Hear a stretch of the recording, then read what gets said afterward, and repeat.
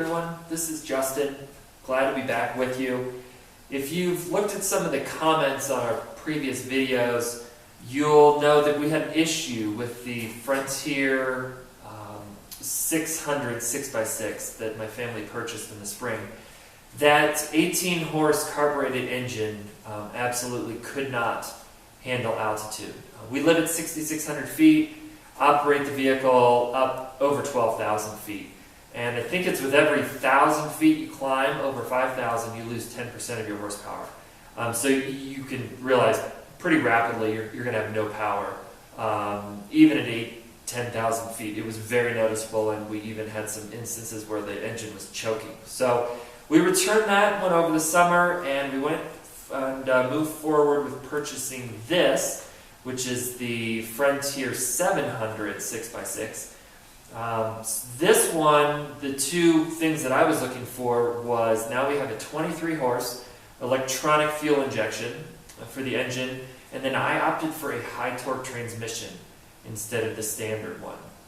It cuts about 3 miles an hour off the top speed, but the increase in power is noticeable. So I think that was a worthwhile change. We've had the vehicle now for about 2 months. And it's winter in Colorado, so we went ahead and purchased a set of tracks to be able to use this in the snow.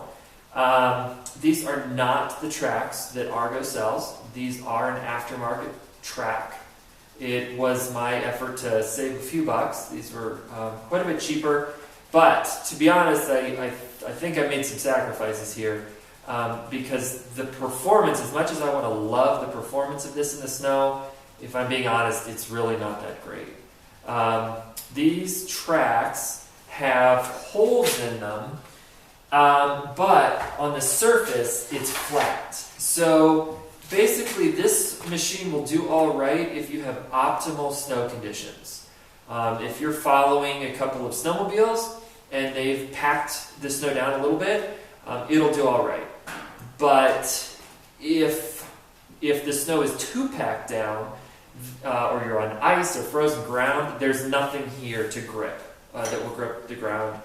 And then if you're in too much powder, it sinks down. I ran the numbers on this.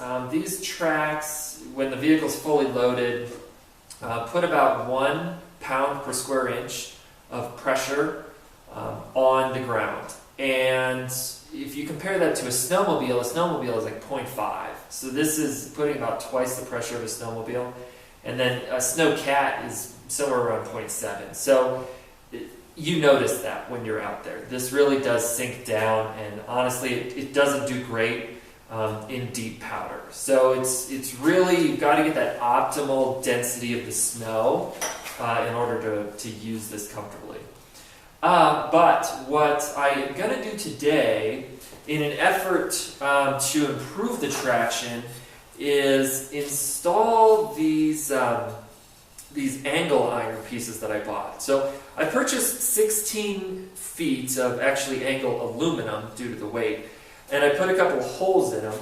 Now the track has pre-drilled holes that are cast into it. This is so you can purchase ice cleats from the manufacturer. My effort to save a few bucks, I'm going to use angle aluminum. We'll see how it works. So my plan is to bolt 16 of these on total, 8 per side, and I'm hopeful that this will grip not only more packed snow, but help me perform in the powder as well.